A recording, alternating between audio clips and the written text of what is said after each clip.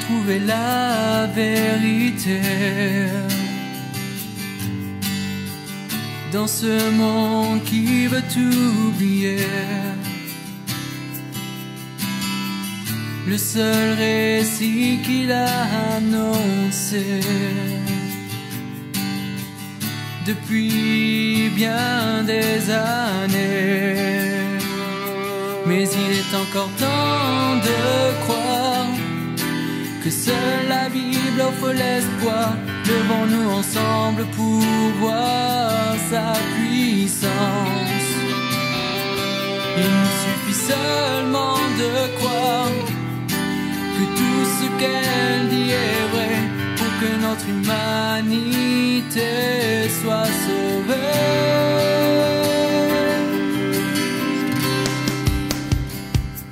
Car elle seule est la vérité, elle seule peut nous éclairer, car seul celui qui l'a inspiré peut vraiment nous libérer. Notre roi. Et nous sommes venus pour l'entendre. Amen. Si nous l'avons honoré autant, si nous l'avons élevé autant, c'est parce que non seulement il est le roi, mais il est également la parole de vie. Amen. Il est la vie. Amen. Notre vie est en lui. Notre vie est en lui. Ta vie est en lui. Tu tires ta vie de lui. Amen. Nous tirons notre vie de notre Seigneur Jésus-Christ. Amen. Seigneur, ce matin, je me remets, alors que nous entrons dans ce temps, dans ce moment, d'écouter ta parole, Seigneur. Écouter le message que tu veux nous transmettre ce matin. Seigneur, nous voulons vraiment nous humilier devant toi encore. Seigneur, que tout en nous se taise, Seigneur. Que tout ce qui est de la chair, que tout ce qui est du terrestre, Seigneur, tout ce qui est de ce siècle, Seigneur, se taise. Et qu'une seule voix, Seigneur, s'élève ce matin. La tienne, Seigneur Jésus. Saint-Esprit, viens et instruis-nous. Instruis-nous ce matin, Seigneur. Conduis-nous, Seigneur, dans la connaissance, dans la révélation des choses. Donne-nous de voir comme jamais, Seigneur, ce matin. Donne-nous d'entendre comme jamais, Seigneur. Donne-nous de recevoir comme jamais. Alléluia. Amen. Alléluia. Alléluia. Donne-nous de recevoir, Seigneur, ce matin. Donne-nous de recevoir ce matin, Seigneur. Alléluia. Merci pour ta présence au milieu de nous.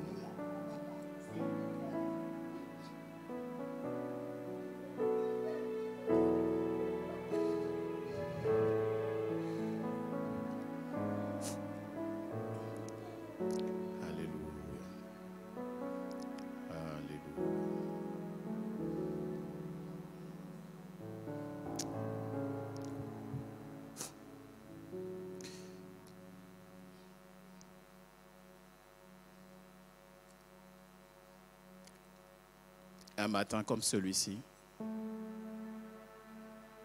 Jésus était présent dans le temple. Il s'était rendu au temple de Jérusalem. Après avoir pris son moment de prière,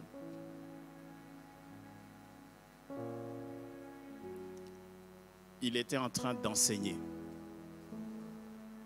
Et tous étaient assis comme vous êtes assis là ce matin, en train de l'écouter.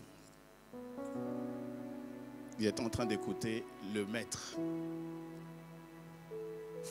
Et alors que Jésus était en train d'enseigner, les maîtres de la loi et les pharisiens lui ont amené ce jour-là une femme qui s'était fait surprendre en flagrant délit d'adultère. Nous pouvons lire en Jean chapitre 8, Jean chapitre 8, versets 1 à 6. Jean chapitre 8, 1 à 6. Jésus se rendit à la montagne des Oliviers. Mais dès le matin, il alla de nouveau dans le temple et tout le peuple vint à lui. S'étant assis et il les enseignait. Alors les scribes et les pharisiens amenèrent une femme surprise en adultère. Et la plaçant au milieu du peuple, ils dirent à Jésus, « Maître, cette femme a été surprise en flagrant délit d'adultère. Moïse, dans la loi, nous a ordonné de lapider de telles femmes. Toi, donc, que dis-tu? Toi, donc, qui nous enseigne. Toi, donc, que dis-tu? » Il se trouve que les maîtres de la loi et les pharisiens ont emmené cette femme adultère à Jésus ce matin-là avec un but précis. Leur objectif était de tendre un piège à Jésus. Les maîtres de la loi et les pharisiens savaient que la loi de Moïse condamnait cette femme à être lapidée. Mais ils savaient aussi autre chose. Ils savaient également que la loi des Romains interdisait toute exécution par les Juifs. Si Jésus ordonnait que cette femme soit lapidée, Jésus se retrouverait à aller contre la loi des Romains. Si Jésus ne condamnait pas cette femme à être lapidée, alors Jésus se présentait comme étant contre la loi de Moïse. Tout le monde avait les regards fixés sur Jésus, les pharisiens et les maîtres de la loi. Qu'allait-il faire?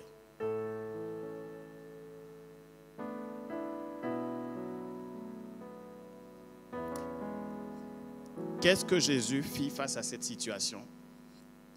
Nous pouvons le lire en Jean chapitre 8, versets 7 à 8. On continue de lire, versets 7 à 8. Comme il continuait à l'interroger, Jésus se releva et leur dit que celui qui est sans péché jette le premier la pierre contre cette femme. Jésus a fait une chose avant de dire cela. Jésus a écrit avec son doigt dans la poussière du sol. Alors qu'ils attendaient cette réponse, Jésus n'a rien dit. Jésus a écrit quelque chose. Nous ne savons pas ce que Jésus a écrit sur le sol à ce moment-là. Le doigt de Jésus qui écrit dans la poussière du sol, en méditant sur ce texte, ça m'a fait penser à quelque chose, à une situation dans l'Ancien Testament. Une situation où Dieu a fait apparaître les doigts d'une main et a écrit sur un mur pour rendre son jugement contre le roi Belchatsar de Babylone. Le doigt de Jésus qui écrit dans la poussière du sol m'a aussi fait penser à une autre situation. Ça m'a aussi fait penser à une autre main.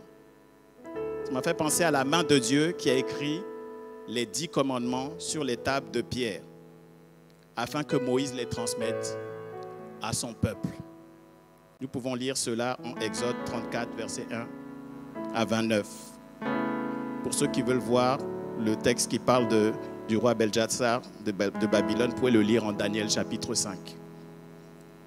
Nous ne savons pas ce que Jésus a écrit sur le sol ce jour-là. Mais nous savons une chose, on l'a chanté ce matin. On l'a proclamé. On l'a loué. Nous savons que Jésus est la parole de Dieu, faite chair. Amen. Nous pouvons voir ça en Jean 1, verset 14. Les maîtres de la loi et les pharisiens étaient venus pour lancer un défi à la parole de Dieu, faite chair. Ils ne savaient pas à qui ils avaient affaire. Amen. Il pensait qu'il s'était levé plus tôt que Jésus pour le surprendre. Amen. Mais Jésus est celui qui était là au commencement même de toutes choses. Amen. À l'origine de toutes choses. Qu'est-ce que Jésus a-t-il écrit sur le sol? Est-ce une loi? Est-ce un jugement? Est-ce un commandement? Nous ne le savons pas.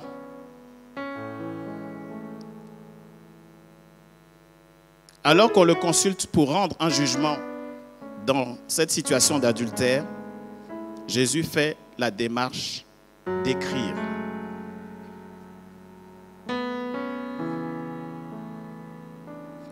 En effet, les maîtres de la loi et les pharisiens avaient raison.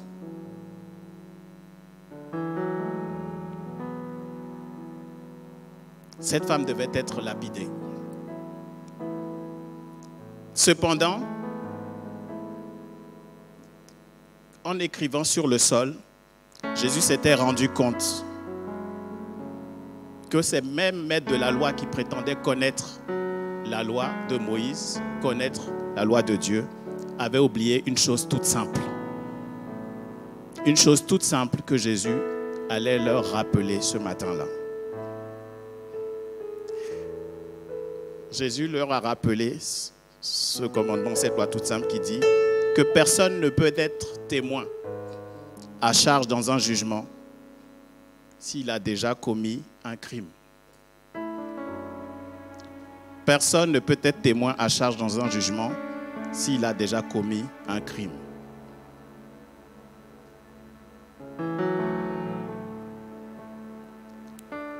Après avoir écrit avec son doigt sur le sol, Jésus a rappelé aux accusateurs de cette femme, cette loi, qui les disqualifiait tous à continuer à condamner cette femme.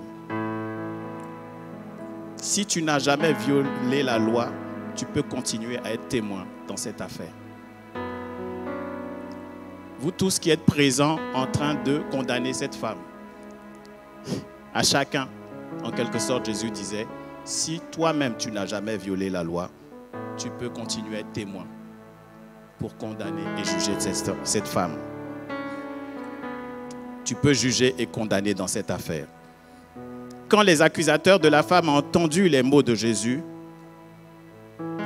qu'est-ce qui s'est passé? Oui, ils ont commencé à partir. L'un après l'autre. Et le passage nous dit que ce sont les plus âgés qui furent les premiers à partir.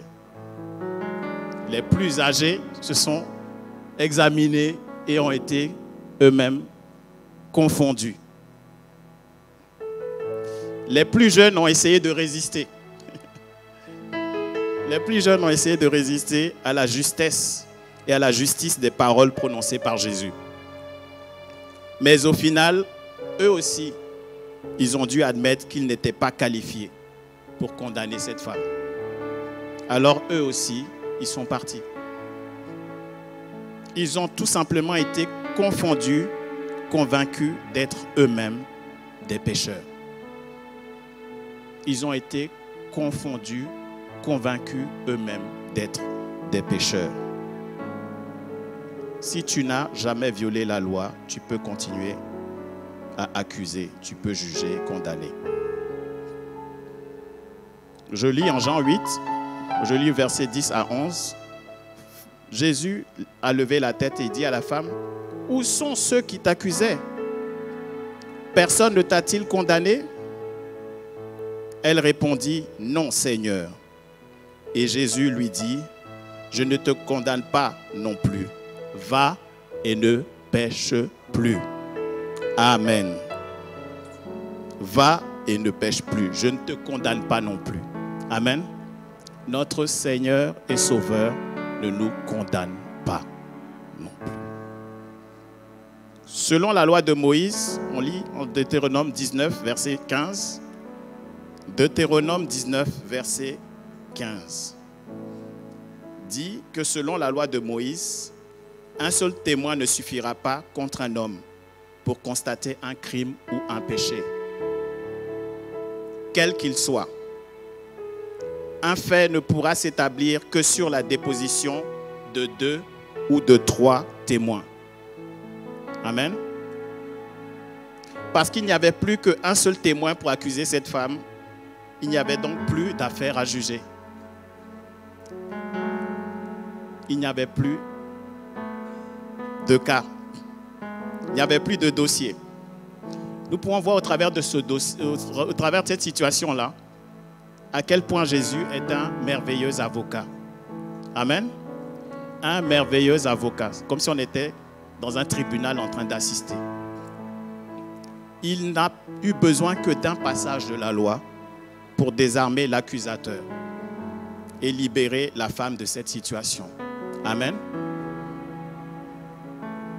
Quelle magnifique démonstration de la puissance de la parole de Dieu face à l'accusation de l'ennemi. Quelle magnifique démonstration de la miséricorde de Dieu envers cette femme qui avait pourtant été prise en faute. Amen. Eux, ils viennent pour condamner, pour lapider, pour tuer. Et Jésus, là, il la sauve. Il la libère, il la franchit, il la délivre. Amen. Et il manifeste la miséricorde de Dieu. Quelle que soit la situation dans laquelle tu te trouves aujourd'hui, choisis Jésus comme avocat pour te défendre. Amen. Choisis Jésus comme avocat pour te défendre. Il est important de souligner que Jésus dit à cette femme, va et ne pêche plus. Dieu ne nous accorde pas sa grâce afin que nous retournions nous jeter dans les bras du péché. Dieu ne nous accorde pas sa grâce afin que nous retournions nous jeter dans les bras du péché. La grâce de Dieu nous est accordée comme une chance d'arrêter de vivre dans le péché et d'être libéré de la condamnation de la loi. Amen. Je relis. La grâce de Dieu nous est accordée comme une chance d'arrêter de pécher. Une chance d'être libéré de la condamnation de la loi. Amen. C'est possible. C'est possible de vivre sans péché. C'est possible d'être libéré. Amen. Lorsque Jésus dit que celui d'entre vous qui n'a jamais péché lui jette la première pierre, est-ce que cela veut dire que nous devons être à 100% parfaits dans notre moralité avant de pouvoir corriger ou reprendre quelqu'un? S'il fallait être à 100% irréprochable avant de pouvoir corriger ou reprendre qui que ce soit, dans ce cas, ni les parents, ni les enseignants, ni les juges, ni les policiers, ni les autorités ne seraient légitimes à exercer une quelconque autorité ou correction. N'est-ce pas? La vérité, c'est qu'aucun parent, aucun enseignant, aucun juge, aucun policier, aucune autorité, aucun être humain est sans péché. Amen. Nul n'est irréprochable. Jésus le savait. Amen. Lui qui était irréprochable, il le savait. Ensuite, Jésus dit à la foule qui était réunie autour de lui cette phrase puissante. Je suis la lumière du monde. En Jean 8, verset 12. Je suis la lumière du monde. Celui qui me suit ne marchera pas dans les ténèbres, mais il aura la lumière de la vie. Amen. Il aura la lumière de la vie. Jésus saisit l'opportunité de cette situation-là, de la femme adultère, pour nous enseigner et pour nous révéler une vérité profonde au sujet de la lumière. Amen. Au sujet de la lumière. C'est un excellent enseignant. Il saisit toutes les situations. Amen. Pour nous édifier, pour nous instruire. En quelque sorte, Jésus nous démontre la réponse à deux questions que je me suis longtemps posées. Pendant longtemps, je me suis posé la question, c'est quoi être la lumière du monde? c'est quoi être la lumière du monde et surtout, comment être la lumière du monde. Amen. C'est quoi être la lumière du monde et comment être la lumière du monde. Il faut être pratique. Amen. On lit, on médite la parole de Dieu, mais cette parole, elle doit être vécue. Amen. Elle doit être pratiquée. La première chose que Jésus nous révèle est la suivante. Être la lumière du monde, ça ne consiste pas à dire ou à faire des choses. Faire quoi que ce soit. Mais ça consiste à être. Amen. À être d'une façon particulière. Lorsque Jésus dit, celui qui me suit ne marchera pas dans les ténèbres, mais il aura la lumière de la vie, il nous révèle que être la lumière du monde, c'est d'abord être avec lui. Amen. Être avec lui. C'est être son disciple. Amen. Être son disciple, être avec lui. Cette femme n'aurait jamais été surprise dans cette situation-là, si elle était avec Jésus. Si elle marchait avec lui, si elle marchait dans son enseignement, elle ne se serait jamais retrouvée dans cette situation-là. C'est évident. Amen. Au travers de cette situation de la vie de tous les jours, Jésus a à la fois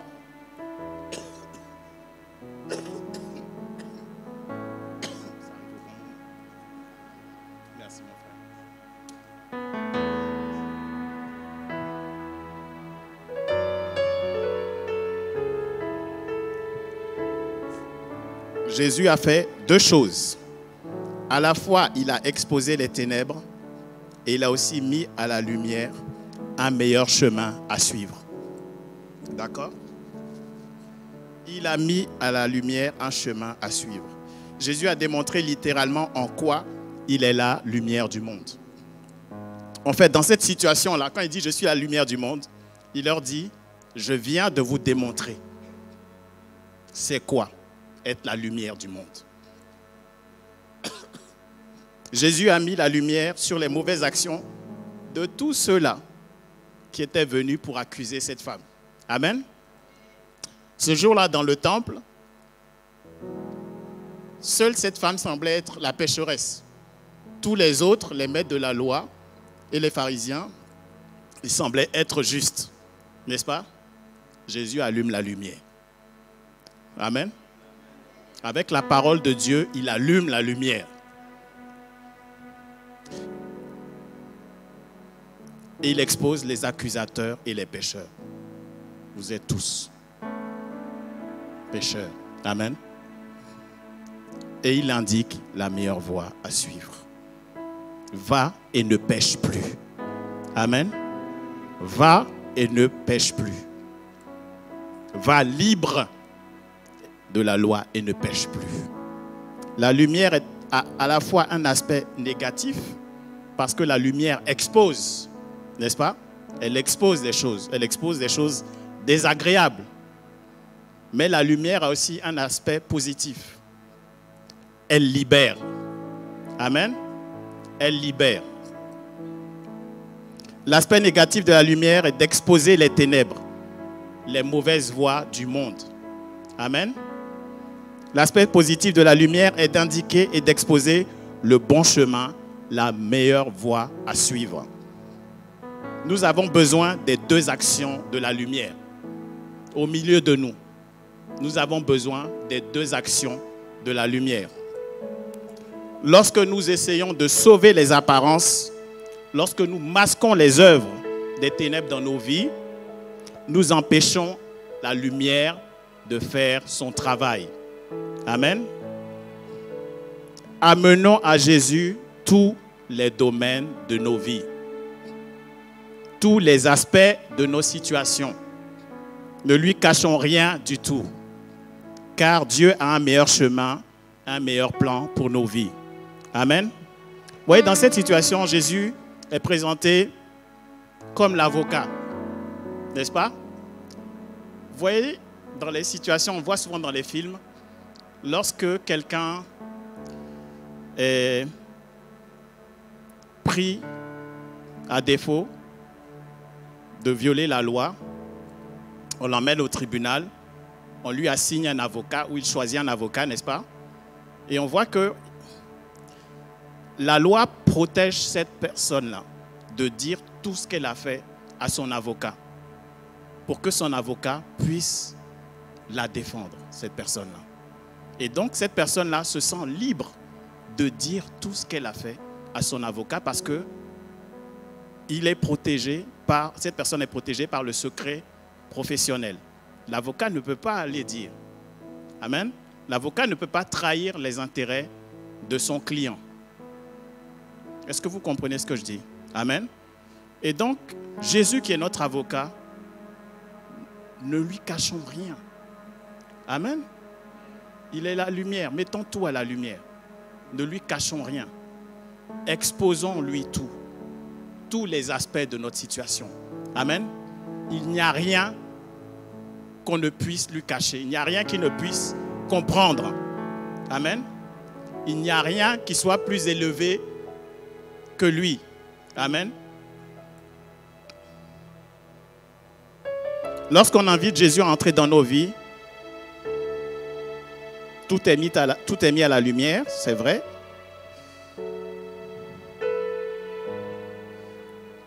Lorsque Jésus entre dans une maison, dans une entreprise, dans un temple, dans une ville ou dans un pays, il se passe que toutes les œuvres des ténèbres, toutes les œuvres de l'ennemi sont renversées.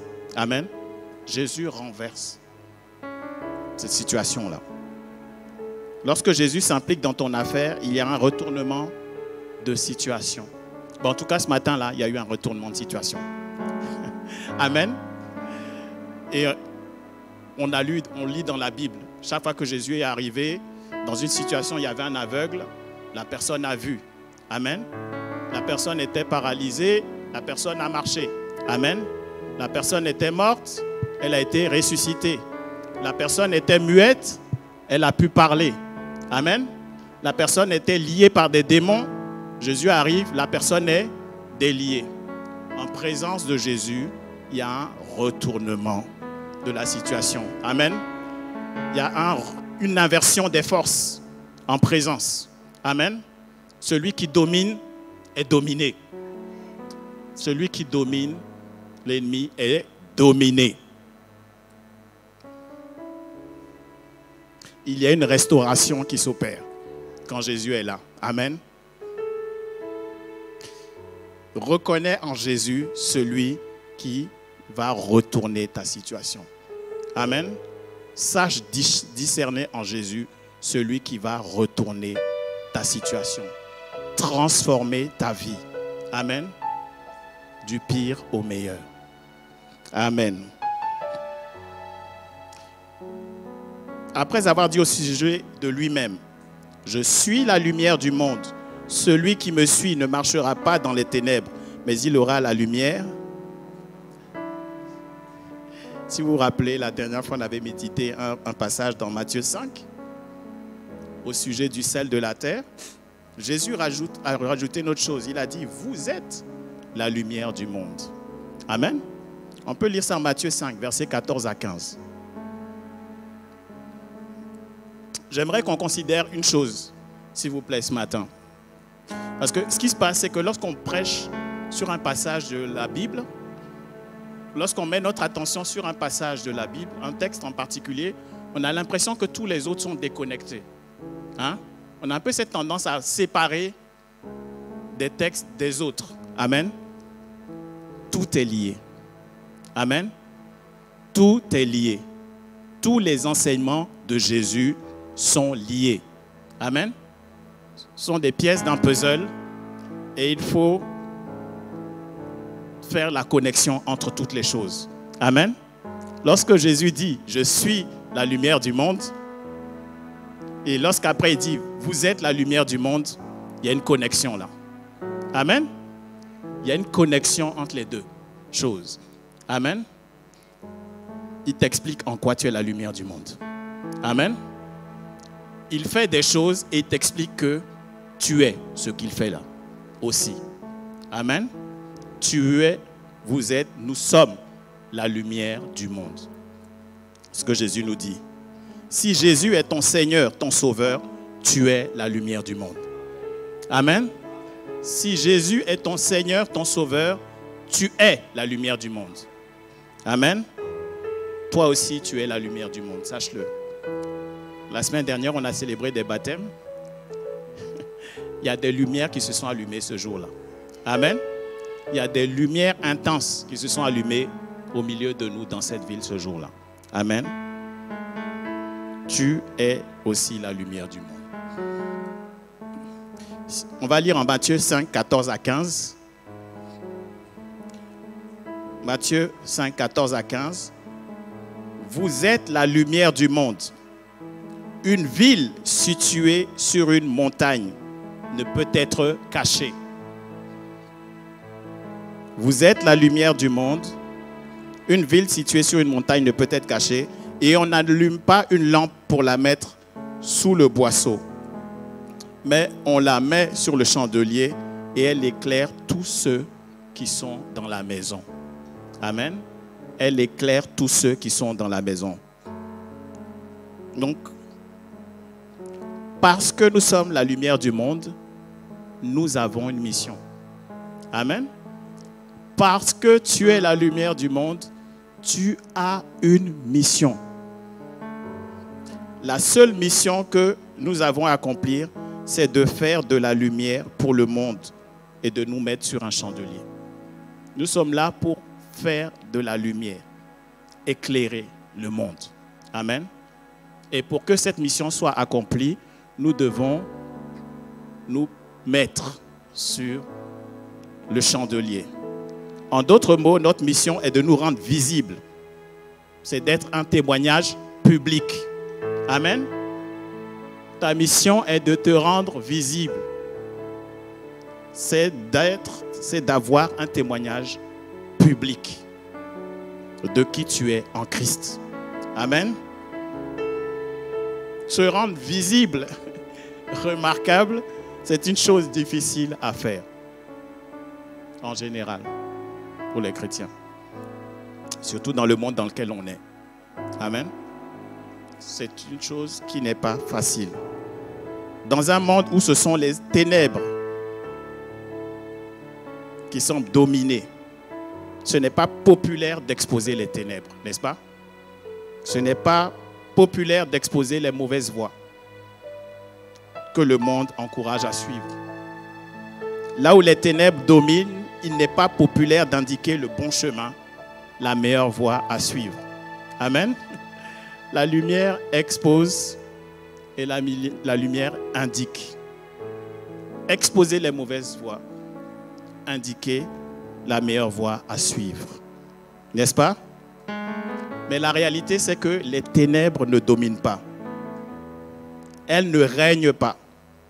C'est Jésus qui règne. Amen.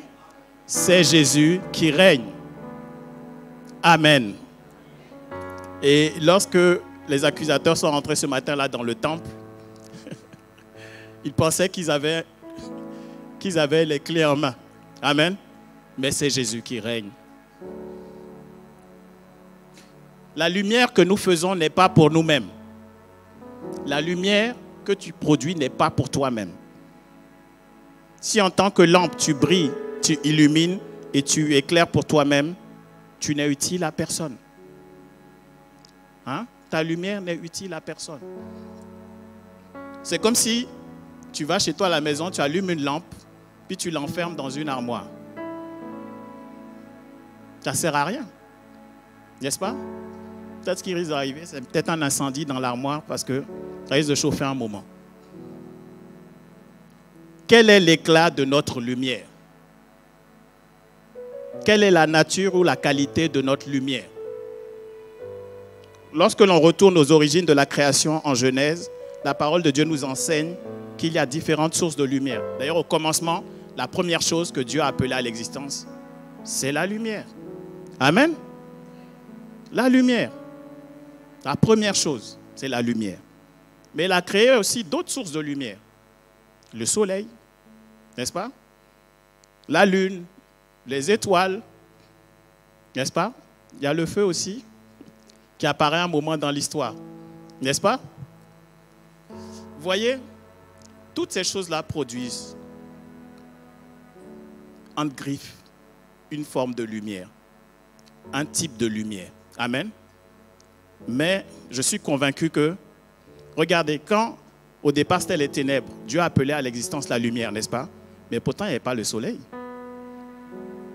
Vous voyez, il y a un mystère là.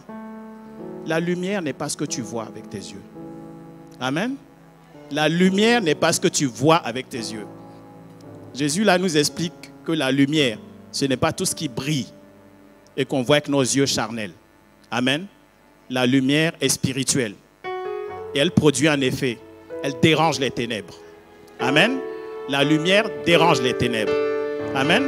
Vous voyez, dans le showbiz, les stars sont à la lumière. Cette lumière-là, dont Jésus parle, dérange les ténèbres qui sont dans ce genre de lumière. Amen. Donc, vous voyez, il y a les étoiles. Il y a des sources directes, il y a des sources indirectes de lumière. La lune est une source indirecte. N'est-ce pas? Dans la nuit, tu vois la lune briller. Mais la lune en elle-même n'a pas de lumière. Amen. Que le Seigneur soit notre lumière. Amen. Que le Seigneur soit notre lumière. Amen. Quel doit être l'éclat de la lumière des disciples de Christ? Quelle doit être la nature ou la qualité de la lumière des disciples de Christ?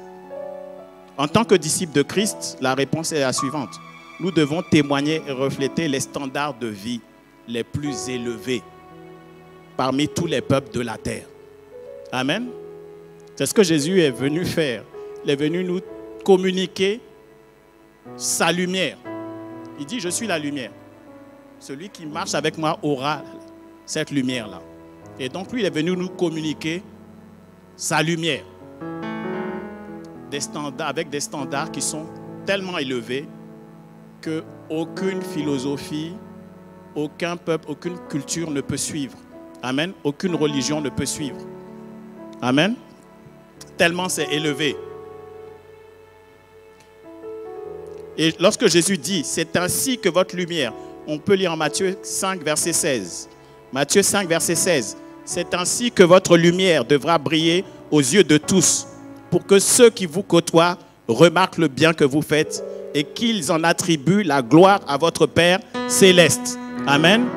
Pourquoi ils en attribuent la gloire à votre Père céleste? Parce que ce n'est pas humainement possible. Amen. C'est une lumière qui n'est pas humainement possible de produire. C'est une qualité, une sainteté, un standard de vie qui n'est pas humainement possible. C'est surnaturel. Amen. C'est surnaturel. Donc par ces paroles, Jésus ne se limite pas seulement à nous demander de faire le bien. Il ne nous demande pas d'incarner le bien. Il nous demande d'être remarquables, d'être remarqués par la haute qualité de nos standards. Amen. Sois remarquable, sois remarqué par la supériorité du bien que tu manifestes au travers de ta vie. Amen. Cette supériorité, elle ne vient pas de toi, elle vient de Jésus qui est en toi. Amen. Jésus qui est en toi. Amen. Alléluia. Alléluia. Nos standards élevés ne sont ni matériels, nos standards ne sont pas dans les richesses matérielles. Amen. Jésus n'avait rien qui frappait les regards. Amen. Il n'avait rien qui semblait luxueux. Nos standards élevés ne sont ni dans les principes moraux de ce monde. Ce n'est pas dans l'éducation, ce n'est pas dans la réputation, ce n'est pas dans le statut social. Amen. Jésus était entouré des gens les plus méprisés de la société. Amen. Même les pharisiens disaient, mais il s'assied avec les prostituées, avec des gens méprisables. N'est-ce pas? Et pourtant, en sa présence, renversement de situation. Amen. La lumière, il y a une lumière qui se manifeste. Amen. Il parle avec une telle autorité, avec une telle puissance. Qu'a-t-il donc, cet homme-là? Amen.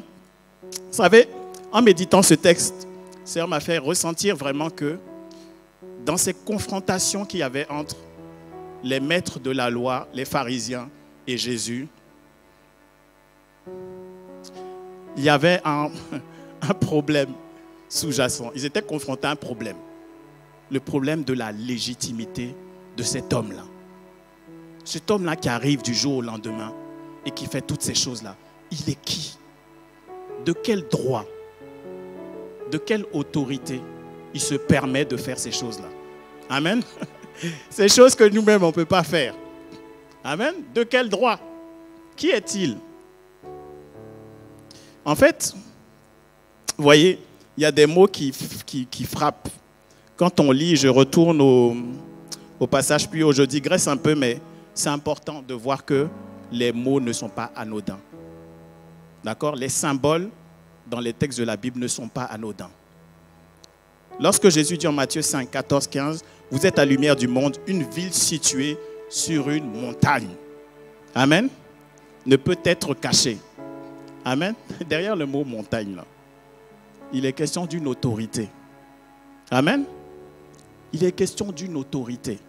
Amen. Moi, quand j'entends montagne, vous voyez, les 10 commandements, c'est sur le mont Sinaï qui sont arrivés. Amen. Ce jour-là, quand la gloire de Dieu s'est manifestée sur cette montagne, personne ne pouvait toucher cette montagne. Amen. Personne ne pouvait toucher cette montagne-là et vivre. N'est-ce pas? Parce qu'il y a une autorité qui se manifestait sur cette montagne-là. Amen. Lorsque Jésus parle là, derrière ces mots-là, il dit les choses. L'autorité sur laquelle il s'appuie, elle est au-dessus de toutes les autorités. Amen. Amen. Il parle quelque part du mont, parle du mont Sion. Il parle de l'Éternel. Il parle du Dieu Tout-Puissant. Amen. Mais c'est derrière ce mot-là. Alléluia. Et même là, quand il parle de ce texte-là, dans Matthieu 5, lui-même, il est sur une montagne. Hein? On parle même du sermon sur la montagne. N'est-ce pas? Lui-même, il est sur une montagne. Il y a une symbolique qui est là. Il est sur une montagne, il parle. Cette fois-ci, ça ne va pas être écrit sur une table. Moi-même, je suis la parole, je vous parle. Amen, directement. Et je vous transmets des lois, des commandements, des principes spirituels qui sont les plus élevés. Amen. Si vous vous rappelez, on avait vu que dans le sermon sur la montagne, Jésus est parti des 10 commandements, mais il a levé la barre toujours plus haut. Amen. Il lève la barre toujours plus haut. Et vous voyez, il y a une chose qui se passe à ce moment-là. Je vais peut-être un peu vite, mais je ressens le besoin de le dire. C'est qu'à ce moment-là, quand Jésus est sur la montagne et il parle, heureux les... Hein, il passe par toutes les... Comment on va dire?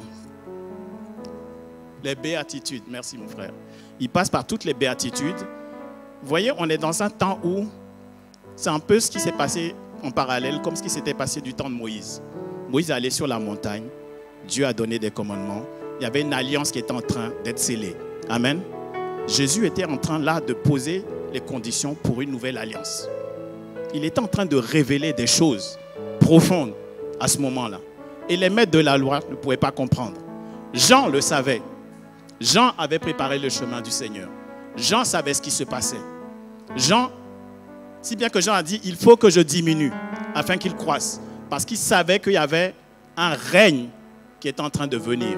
Amen. Il y avait un règne qui est en train de venir. Et voilà pourquoi quand Jésus enseignait toujours, il disait le royaume des cieux est. Jésus était en train, au travers de l'alliance qui est en train de se sceller, au travers de lui, d'établir un règne nouveau. Amen. Et c'est ce règne-là que Jésus établit dans nos vies. Amen. Et Jésus veut qu'on sache quelle est la nature du règne qu'il y a dans notre vie. Quelle est la nature de l'autorité dont nous sommes établis. Amen. Et il te dit, tu es la lumière du monde. Vous êtes la lumière du monde. Amen. Et notre autorité, elle est fondée en lui. Amen. Et son autorité en lui, elle est fondée dans le Père. Amen. Et il l'a dit à un moment donné aux pharisiens, je rends témoignage de moi-même et le Père aussi rend témoignage de moi. Et nous sommes deux, en présence de deux témoins. Hein? On doit reconnaître que le jugement est juste. Amen. Et donc Jésus est reconnu dans son autorité, par son témoignage de lumière et par le Père qui a confirmé. Alléluia. Amen. Et vous voyez, Dieu est un Dieu d'ordre. Amen. Dieu est un Dieu d'ordre. Tout ce que Jésus faisait, il posait des fondements de justice solides. On a chanté tout à l'heure, ton règne est fondé sur un trône de justice. Amen. Au travers de ce texte, on voit quelle est la nature de la justice que Jésus manifestait. Amen. Alléluia. Notre mission est d'être la lumière et de manifester cette justice-là. En résumé, je vais bientôt clôturer. Voici en résumé les standards prêchés par Jésus dans le sermon sur la montagne pour voir la hauteur des standards, la qualité de la lumière qu'on est censé manifester. C'est tout dans Matthieu chapitre 5. Mais je résume. Le meurtre commence dans le cœur. Amen. Le meurtre commence dans le cœur. Quand dans ton cœur, dans ta pensée, tu veux tuer quelqu'un, tu as déjà commis le meurtre. Imaginez si on devait tous être dans un tribunal parce qu'on a des pensées comme ça dans notre cœur. On serait tous jugés, n'est-ce pas? L'adultère commence dans le cœur. Le mariage est un lien sacré et indissoluble. Il n'y a pas de divorce dans le royaume. Amen. Il n'y a pas de divorce. Aimer ses ennemis. Se constituer des trésors dans le ciel. Pas dans le compte en banque. Ce n'est pas ça qui compte. Jeûner pour être vu seulement par Dieu. Les œuvres que tu fais, ce n'est pas pour montrer aux autres. Sinon, c'est annulé. Ce n'est pas reconnu par le royaume. Tu jeûnes que pour Dieu. On ne peut pas servir Dieu et les biens matériels. Tu dois servir un seul Seigneur. Un seul Dieu. Ne pas avoir d'inquiétude. T'inquiéter, c'est un péché. T'inquiéter est un péché. Tu ne dois pas avoir d'inquiétude. Tu dois sans cesse demander, sans cesse chercher, sans cesse frapper. Amen. Donc, dépendre de ton Dieu et de lui seulement. Emprunter le chemin étroit. Le monde te montre des chemins qui sont grands comme ça. Le Seigneur dit, tu dois toujours prendre le chemin étroit. La voie étroite. Être reconnu uniquement par tes fruits. Amen. Pas les paroles, pas les choses qui frappent les yeux, qui brillent. Tes fruits. Produis les fruits dignes de la repentance. Produis les fruits de l'esprit. Et tu dois bâtir sur le roc, qui est Jésus-Christ. Amen.